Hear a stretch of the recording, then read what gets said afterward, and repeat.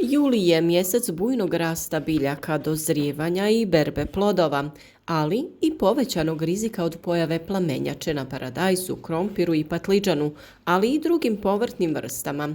Ova bolest može preko noći uništiti sav vaš trud, osobito ako se ne reagira na vrijeme.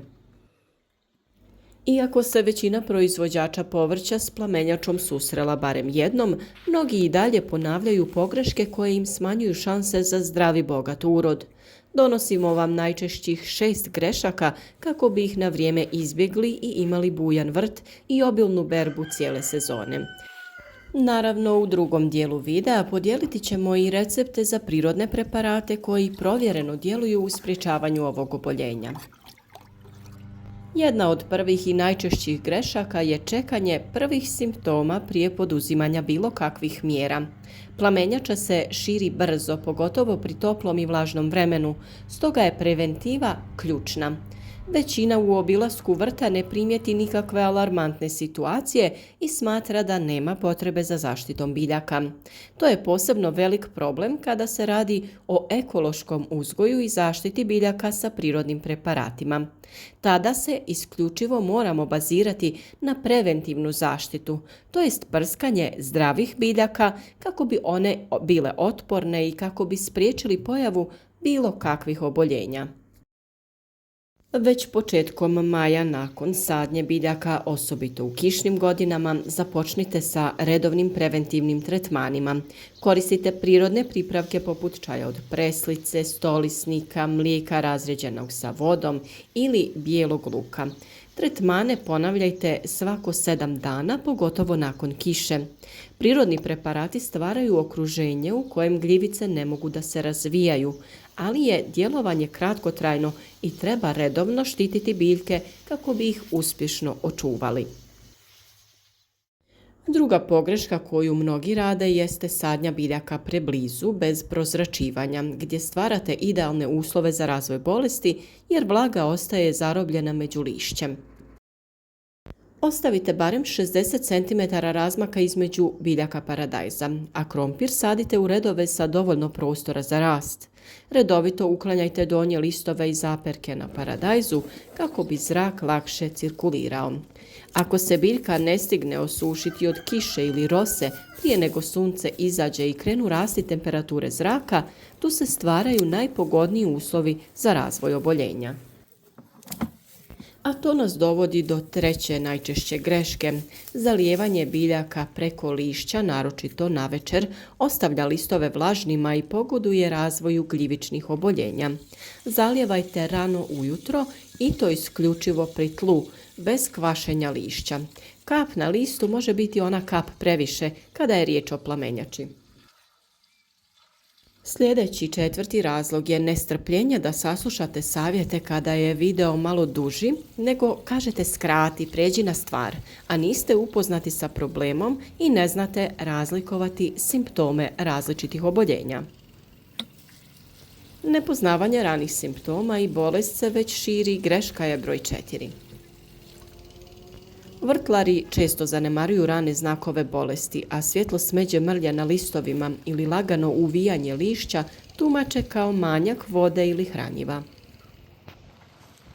Naučite prepoznati prve znakove bolesti. To su sive ili smeđe mrlje na donjim listovima, često sa bijelim obrubom s donje strane. Reagirajte odmah odstranjivanjem zaraženih dijelova i tretiranjem cijele biljke, jer prirodni preparati za zaštitu djeluju samo ako ih na vrijeme koristite. Peta greška je zanemarivanje vremenskih uslova. Bolesti dolaze uglavnom sa kišom. Vlažno vrijeme, pogotovo nakon višednevne kiše, izuzetno pogoduju razvoju bolesti. Pratite prognozu. Ako dolazi razdoblje kiše, preventivno djelujte dan, dva prije. Plemenjača se često pojavi upravo nakon takvih dana. Čim kiša stane i biljke se krenu sušiti, ide novo prskanje i zaštita. Sadnja biljaka na istom mjestu svake godine je 6. greška. Iako su površine u hobi vrtovima ograničene, uzgoj istih kultura na istom mjestu svake godine ozbiljno povećava rizik od bolesti. Pridržavajte se plodoreda. Krompir i paradajz nemojte saditi na isto mjesto najmanje 3 godine. Umjesto toga, na to mjesto posadite mahunarke, luk ili salatu.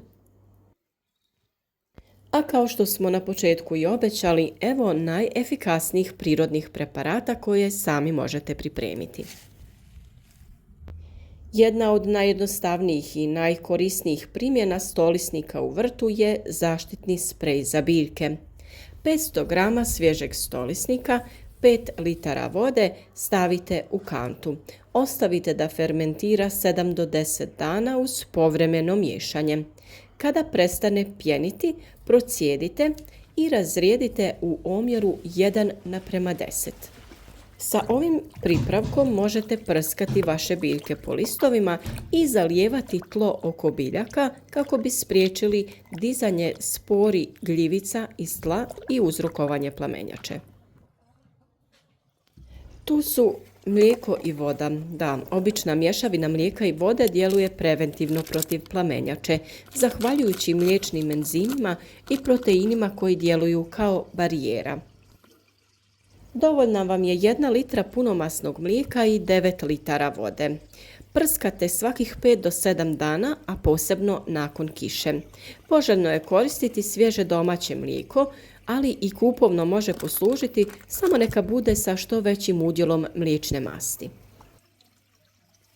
Naš stalni saveznik je soda bikarbona. Ona mijenja pH površine lista i time otežava razvoj gljivica. Za svaku litru vode koja vam je potrebna, dodajete 1 malu kaškicu sode bikarbone. Jednostavno dodate sodu u vodu i dobro promiješate, te prskate svakih 5 do 7 dana. Ovo možete kombinirati i sa mlijekom, pa u onu mješavinu mlijeka i vode dodajete na svaku litru mješavine 1 malu kaškicu sode bikarbone. A naravno tu je i jod koji smo do sada često spominjali upravo u borbi protiv plamenjače. Na svaku litru tog pripravka, da li se radilo o mlijeku ili mlijeku i sodi bikarboni, dodajete po 1 kap joda za bolju učinkovitost. Nemojte povećavati dozu, 1 kap joda po 1 litri vode ili ove mješavine sasvim je dovoljna. O svemu ovom smo posebno govorili, pa za sve one koji žele znati više, pogledajte druge video savjete koji će vam sigurno biti od pomoći da se izborite sa ovim problemima prije pojave oboljenja i imate naravno vrt o kojem ste oduvijek maštali.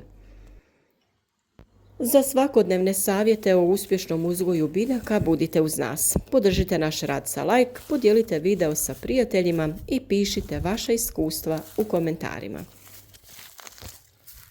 A za sve vas koji uživate u kadrovima iz našeg vrta, evo najsvježijih video kadrova kako trenutno izgleda naš vrt. Najvažnija stvar koju često spominjemo jeste malčiranje, tako da smo obnovili sloj malča oko naših biljaka koje sada daju najviše plodova i kojima je vlaga neophodna.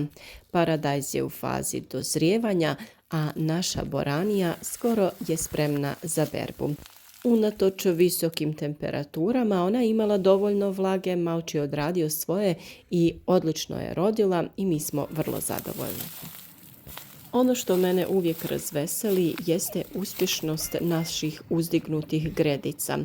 Tu smo imali bijeli luk koji smo izvadili nedavno, a na tom dijelu koji je obilno malčiran uzgajamo krastavac na ovom svojevrsnom špaliru kako bi imao dovoljno prozračnosti i odolio bolestima. Paprika u uzdignutim gredicama također odlično napreduje jer ima dovoljno vlage koja je njoj neophodna. I paradajzu naravno odgovaraju takvi uslovi, on lijepo napreduje, također odoljeva bolestima i skoro je spreman za berbu. U uzdignutim gredicama volimo kombinirati različite biljke, tako da pored paradajza imamo crveni luk, imamo kupus i tikvice. A posebno se veselimo jeseni kada ćemo brati ovo divno crno i bijelo grožđe, a jagode ispod u hladovini lijepo napreduju i još uvijek imamo nekih plodova. U našim krajevima ova banana koju vidite više je za ukras, ali možda nekad i na njoj bude plodova. Iz ove gredice jučer smo izvadili jako krupan i čvrst crveni luk i vrlo smo zadovoljni kako je on napredovao ovdje pored paradajza u uzdignutoj gredici, te ga zato tu uvijek i sadimo. Iz tog razloga smo napravili 3 gredice kako bi u njima mogli rotirati usjeve.